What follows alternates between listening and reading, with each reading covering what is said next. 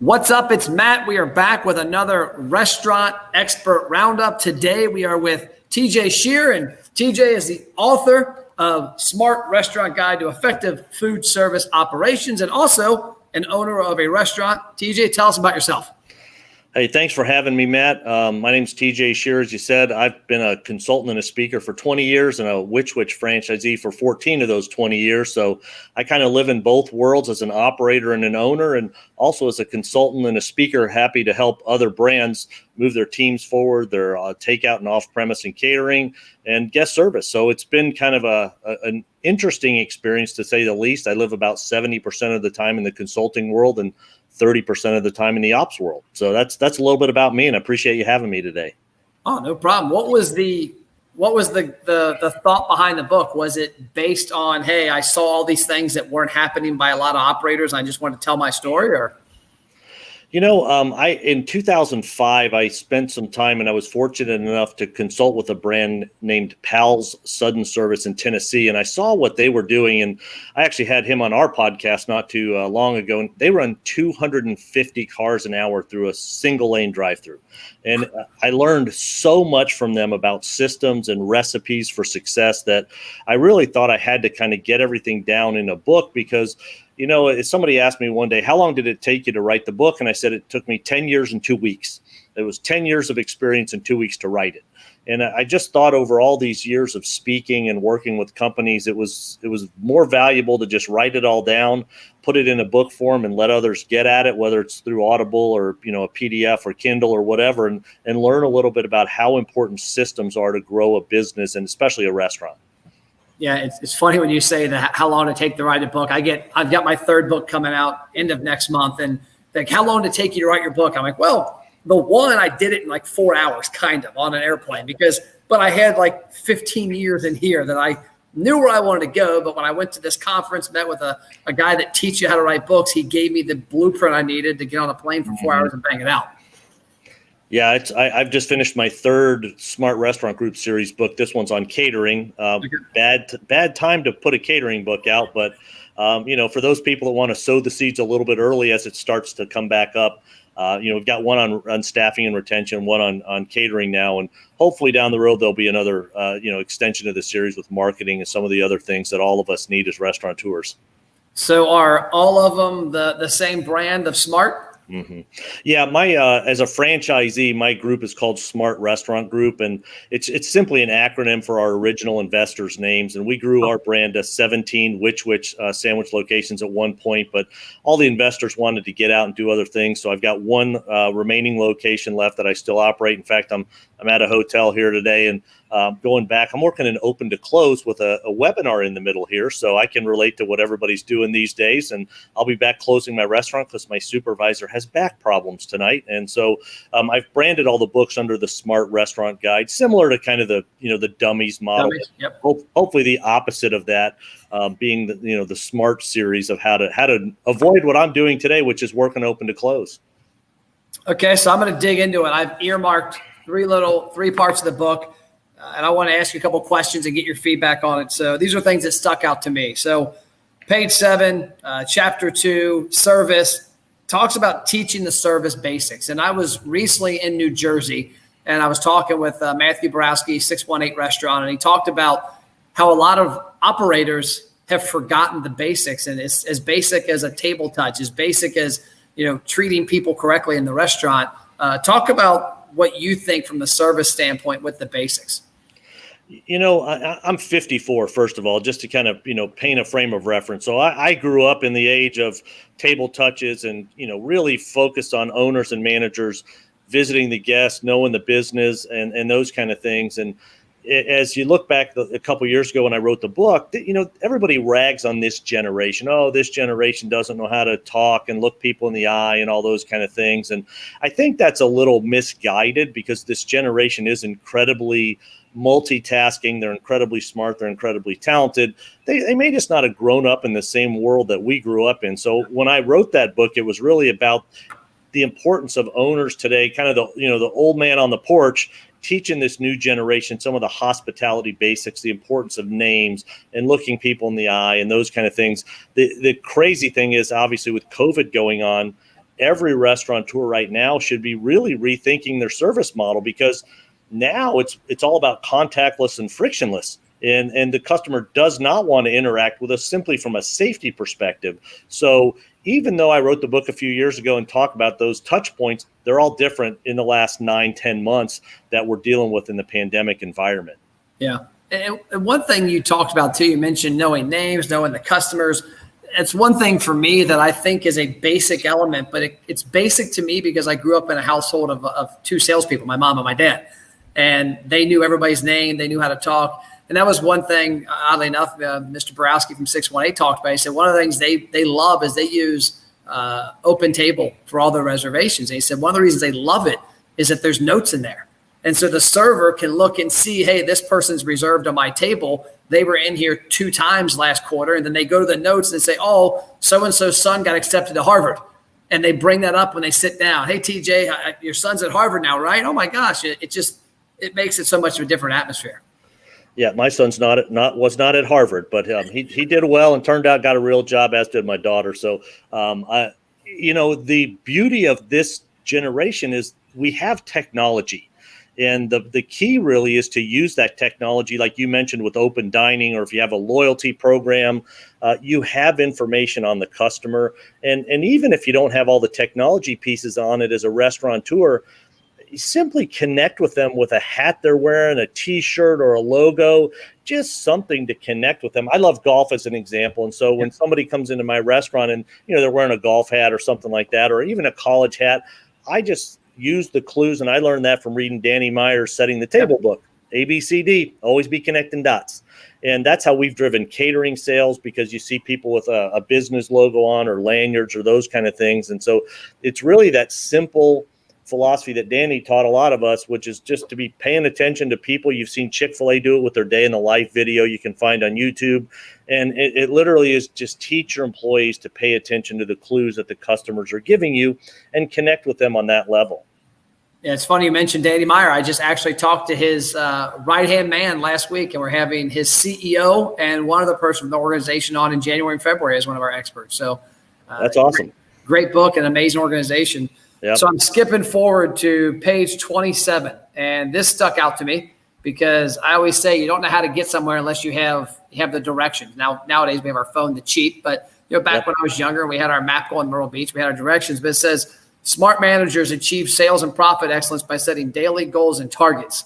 And I wonder about that because I do that for myself. I know how many people I want to talk to on a daily basis. I know how many prospects. I know things that my employees need to do. There's almost 30 of us now, what they need to do to help our clients. Talk about that right there from a standpoint of having your staff, your servers, your bartenders, knowing those type of numbers.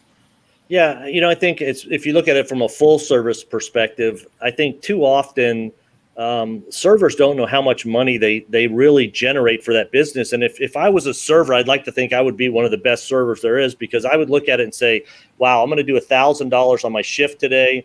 So if I'm working 5 shifts a week, that's $5,000 a week. That's $250,000 a year. So as a server, I run a $250,000 business.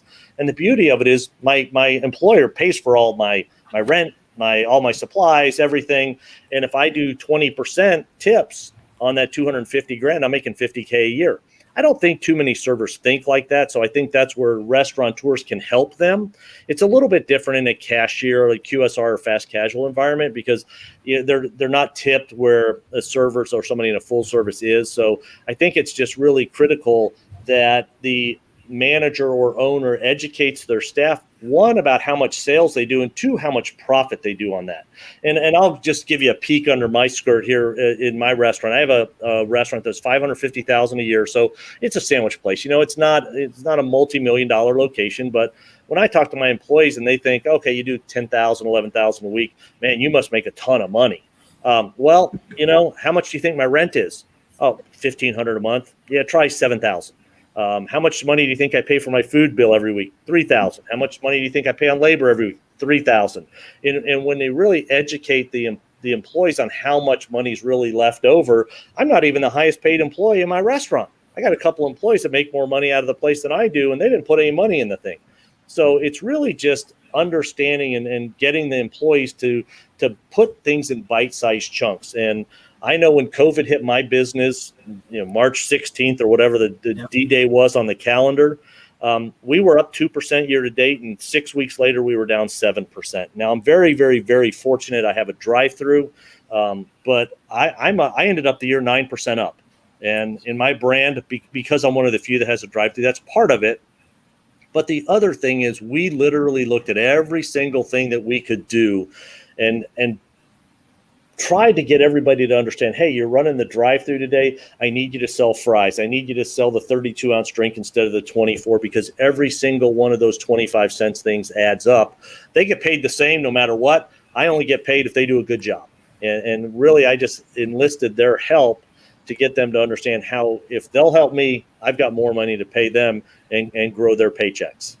Yeah, I think there's a misconception a lot of employees have, and it's because they've never been told the numbers of that I'm a millionaire, that every owner's a millionaire or billionaire. That we, even consumers a lot of times think that, this Witch is owned by a guy who's in an ivory tower in New York and has 5,000 locations, and they don't really care. But yeah, there's definitely a numbers game to knowing that. I've heard servers tell me that. I actually heard a server doing a seminar at a restaurant association one time, talking about how she realizes the impact that if she helps grow sales, it helps grow her tips, and her tips are the majority of her pay. Yeah, and if you look at it from a full service standpoint, it's a little bit different with the dine-in restrictions that many of us are facing right now. But if I can teach a server to bump their check average $1 a guest and teach them how to serve better, so their tips move from 15 to 18 to 20 to 22, you're talking a $10,000-$15,000 raise for that person. And so when I hear restaurant owners say, "Oh, this person's quitting to go make 25 cents an hour more," they're not training that person how to make more money. Because if I could teach a server how to make 10 grand a year more with low stress, they're not going to go work somewhere else. And those are the kind of things that employees need to be taught by managers. And those are the kind of things that smart employers do to have low turnover. Because when you look at really well-run restaurant chains that have low turnover, they're very high standards. And again, I think many managers think this generation, again, kind of going back to this generation doesn't want structure, and they don't want to listen, and they don't want to come in on time and dress in uniform.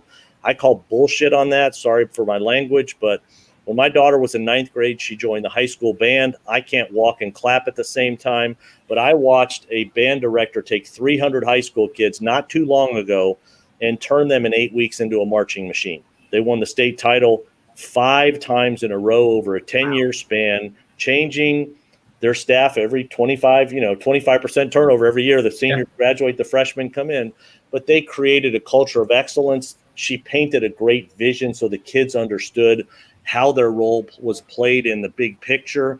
And it was amazing to watch. And that was one of those other aha moments for me as a business owner, when I saw a high school band director take 300 kids that we all complain about as employers.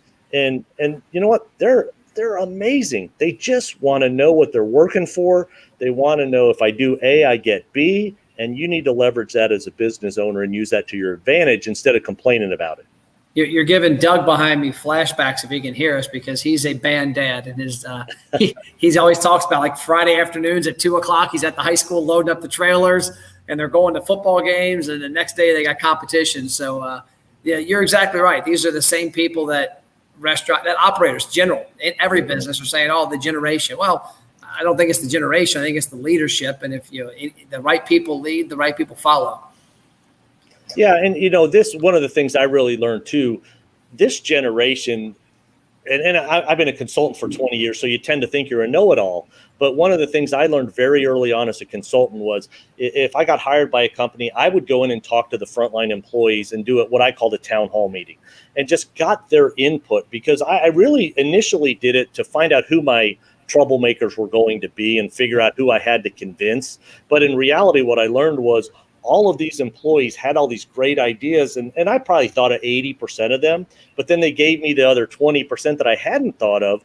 And the real magic was when we rolled the things out, we put their names beside all the initiatives that became part of the program. And so instead of it being TJ's program, it was their program. They want input.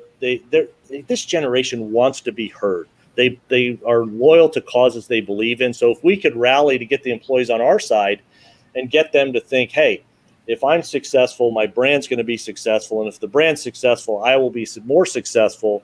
That's really that marriage that you need to have between the manager and ownership and the staff. Yeah. So let's switch another one. And this is a topic I think it's going to be huge. I think it's always been ignored, and it's been the one everybody wants. And you, ironically, I didn't even know this.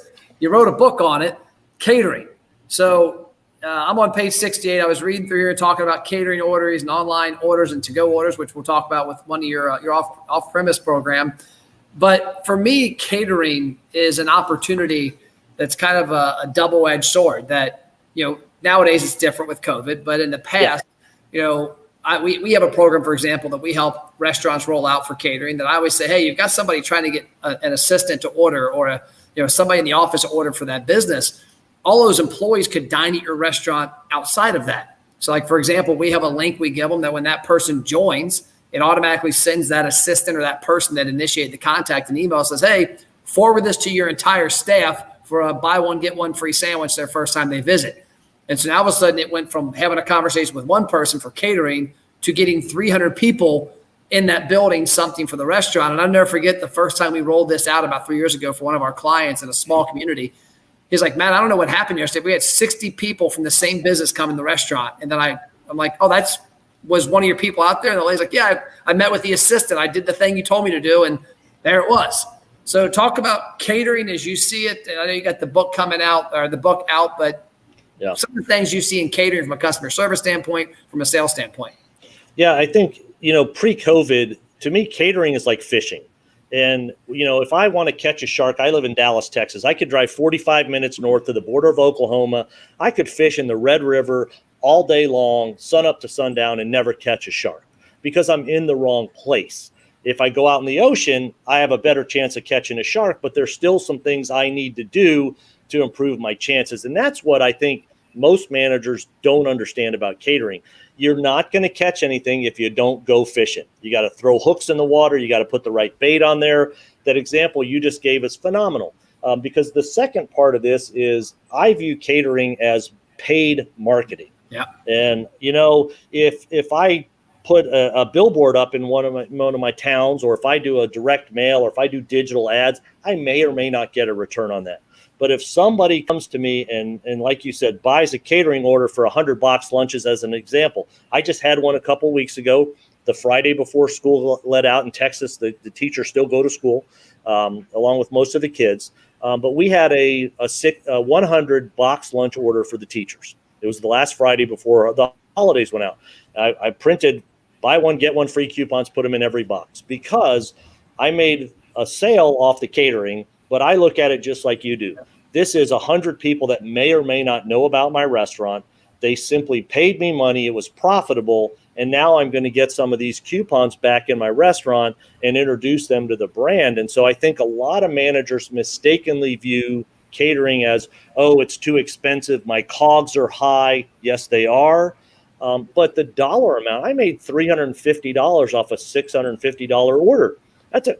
If I said no, I would have made zero. Yep. I made a lot of profit. I introduced a lot of customers to my restaurant, and hopefully now we can just do a great job when they come in and get them into the restaurant. So instead of me spending money and hoping somebody comes in, I've got these great people in there. And now with COVID, it's even more important. And the way I explain it in this environment is you just got to fish in different fishing holes. Yep. So I know as a business owner, what I've done is I've gone out to the hospital. If this is funny, literally a customer came through my drive-through. I was working the drive-through. She had a Baylor Scott and White, which is the big hospital in town. I said, oh, you work at the hospital? Man, I would love to cater to you guys and just do direct delivery.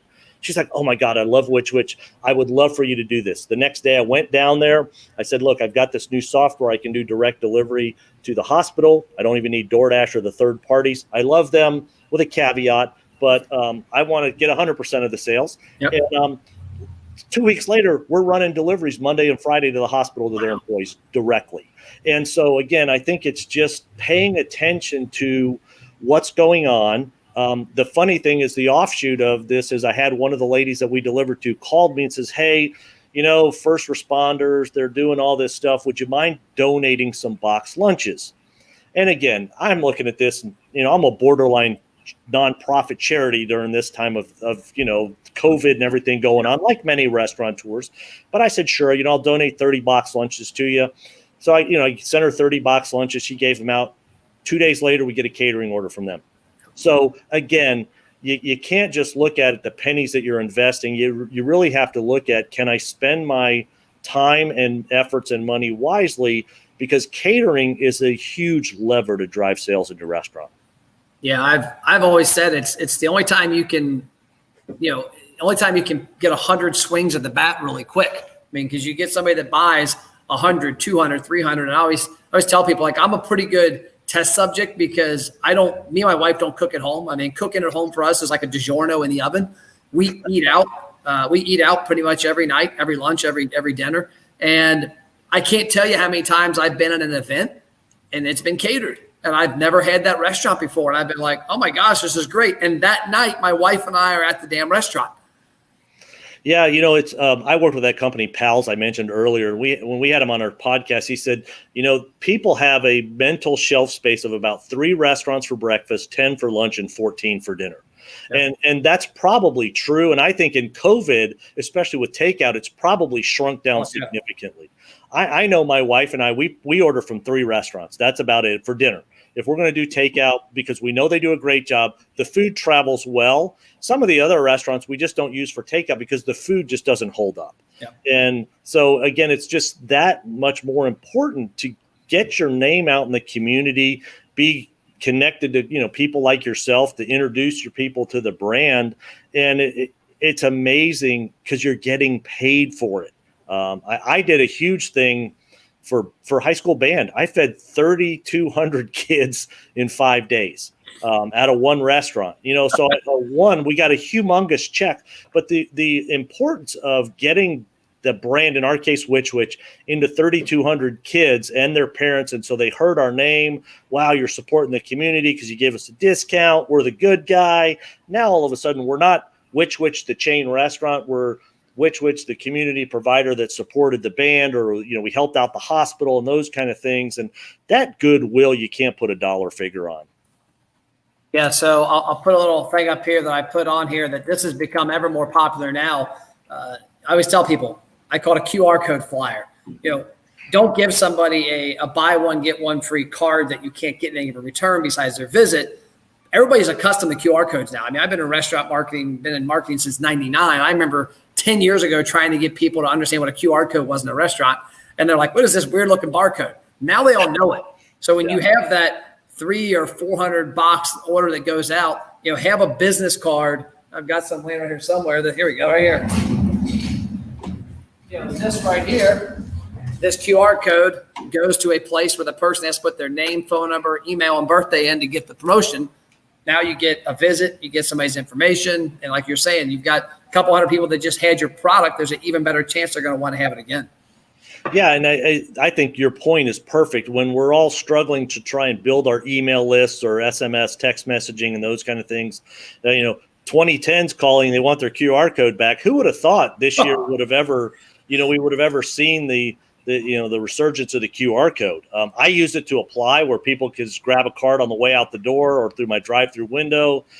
There's so many applications for it, but what a great way to not just do an offer, but also to get customers into your database. I have a friend of mine, my strategic advisor, Sam Stanovich, who works with me in the Offpremise Domination. He's the #1 catering Firehouse Subs franchisee.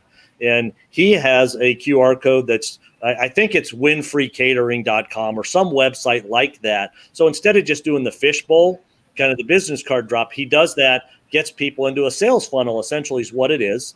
And now he's got their email in the database. He's got their address. He knows where they live or work. And so now he can better target his advertising if he's doing direct mail and some of those kind of things, but also building up his email database and starting drip campaigns. And, when you think about trying to convert third-party people over to first-party delivery, which we all talk about, I think, again, that's another thing that you can do.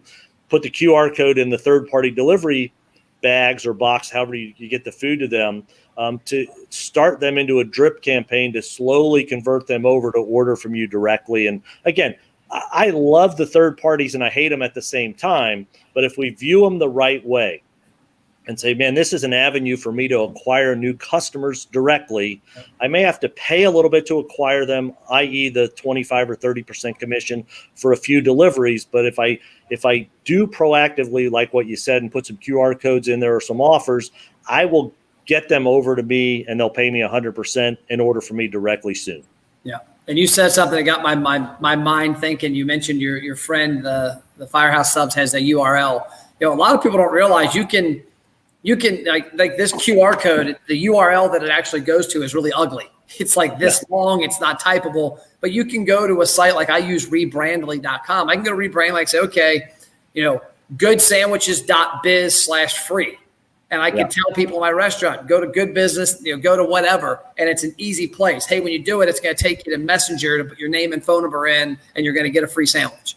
But URLs are a really good one too. From a standpoint, you can get really like $2, I think, at Rebrandly for a branded URL that you can use in that instance. Yeah, and again, I do a lot of work and I eat out a lot because I travel just like you. And I went to Chili's last night, right next door to the hotel where I'm staying. And, it's this typical old full service deal. Just here's the QR code with the menu. Yeah. All right. It's just a PDF. It's horrible. Make it live, put pictures in there, help me decide what I want to buy, or get me into their VIP program, their loyalty program. There's so many opportunities with this QR code because now the customer doesn't want to touch your menu. So again, don't just make it a generic PDF from the QR code. Give them some sort of thing to enroll in your program, get them involved, and help you drive your sales and build some loyalty. Yeah, and you mentioned, there's so much website traffic now, so much opportunity, and people don't send them to a PDF. Send them somewhere. Pictures sell. I actually bought food 2 weeks ago, 3 weeks ago. My wife and I were in Miami. We're on the main little strip down there. I was down there for business. We went to the main place. There was a place called Bacon Bitch. And it caught my attention because I saw Bacon Bitch on a building. I was like, what? And I'm walking down the thing, and I look up, and they have this giant video screen for their menu. And the pictures were amazing. We went back the next day for lunch because of the pictures from there that got my attention. It's the same on a website. Mm-hmm. But I was talking to a client today about the importance of optimizing your web traffic right now. And I want to get onto your website and let you go on your day because I know you got to close the store. But we had a client of ours that 2 months ago, we added a simple, there's so much traffic going to the websites now. That's where everybody's going because they're scanning QR codes at the table, on their website, and the menus. 2 months ago, added a simple opt-in for a marketing program. It generated 782 people to join a program. 300 have already walked in, and like the annual average value of that customer, those people that have walked in, is $10,000 for simply putting an opportunity on the website. Yeah, it's simple but not easy. We see these kind of things, and sometimes it takes us a little while to kind of be convinced of that. But it's the always be connecting dots philosophy. You could make that QR code be a PDF, or in the same amount of time, you could make that QR code go to a website that people sign up and give you information. Yep. It's no more work. It's just working smarter versus just doing kind of the same old thing everybody else is doing. That's following the people that are doing things great. And, in the off-premises space, that's Chipotle, Panera, Domino's, Wingstop. Those brands know what they're doing. And so that's what we try and do, is help people learn what they do from the leaders in the industry, but do it cost effectively. Because if you can replicate 80 or 90% of what those guys are doing for a pennies on the dollar, you can drive people to your business and build your sales. Oh, I agree completely. So speaking of off-premises, you have a company that you have called Offpremises Domination. I've got the website up. Tell us about this because it's huge right now. It is. And, in March, speaking went away. I had 12 speaking engagements this summer get canceled at conferences. And, my business literally went to zero overnight. And so as I host a podcast as well, specifically on takeout, delivery, and catering. And so we've had the luxury of interviewing people like yourself and others that are doing things like Portillo's and Grimaldi's and Fazoli's that have done a phenomenal job pivoting to off premises. And so when I looked at that, and I'm a trainer by trade, I saw a bunch of common threads. There's technology overload, there's information overload, and the smaller restaurateurs and independents and the small chains don't have any idea where to start. They just know I need to change my off-premises strategy. And so that's what we do. We built a huge library that people can sign up for and just have access to learn how to do it themselves, or they can pay us and we'll do it for them. And it's a great ROI. It's very similar to your approach with what you do.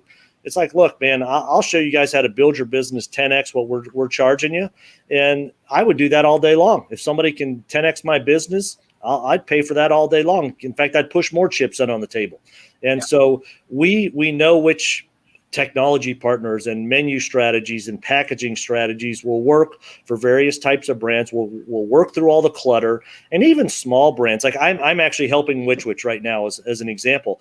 They have a solid support team, but nobody owns takeout. And it's a little bit of IT, a little bit of marketing, a lot of ops. And I can come in there and help a brand like that clearly define what it is to build their off-premises strategy and not only survive in these times, but thrive. Well, awesome. I love it. And make sure you check it out, offpremisesdomination.com. I will drop that in the comments here too before we get off. I appreciate your time. Any parting words, any advice for restaurateurs as we go into 2021? Well, yeah, good riddance to 2020. That's for sure. We're all ready to put that in the rearview mirror. But again, we can all sit there. I think it's an old Abraham Lincoln quote. You can complain the rose bushes have thorns, or you can complain the thorn bushes have roses. And you know what? Let's just look at it and say, man, 2020 was thorny, but there are some roses out there right now that we can really look at and enjoy. And that's off premises, that's catering, that's takeout. Let's just look at the benefits and the opportunities that we have out there and focus on those. And you know what? The take-in, the dine-in will come back, but the takeout's not going to go back to what it was. It is here to stay. And so just grasp it. It's a challenge. It's like working out. The first time you do it, you don't look any different, but you feel achy and painful and tired. But, a few days later, you want more of that. And that's really what we're trying to help people with these days. Well, I love it. Well, I appreciate your time. Appreciate you hanging out with us. And if you're out there watching this on internet land, get on Amazon, buy the book, check out offpremisesdomination.com and help this man out and reach out if you have advice. Hey, Matt, I appreciate it. Thank you. And hopefully your football team will get better one of these days, just like our Cowboys one of these days will get back to the Super Bowl. Who knows? Yeah, I'm a Bears fan, though, so I'm not a Bengals, but we still have to get better as well. Go Bengals and take the Reds with you. All right. See you, TJ.